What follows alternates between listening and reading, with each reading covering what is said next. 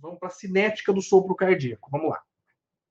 Sopros cardíacos são gerados no momento em que o sangue passa pela válvula e essa válvula acaba trepidando, tá? Então, quando é que você vai ter um sopro? Quando ou a válvula abre e ela está estenosada, o sangue tem que passar todo aquele conteúdo de sangue por um buraco estreito, então o sangue passa sob pressão e com bastante barulho, você consegue ouvir esse ruído, né? Ou quando você tem uma válvula insuficiente, então a válvula ela tenta se fechar e fica um buraco. Então, aquele sangue que não deveria passar pela válvula, aquele sangue que deveria passar e, quando houver essa contração do átrio, do ventrículo, ele voltar e bater na válvula, ele começa a passar por ela, então ele reflui, causa um refluxo, e a gente ouve o barulho pelo mesmo mecanismo, o turbilhonamento do sangue, passando uma grande quantidade de sangue sob pressão num orifício pequeno.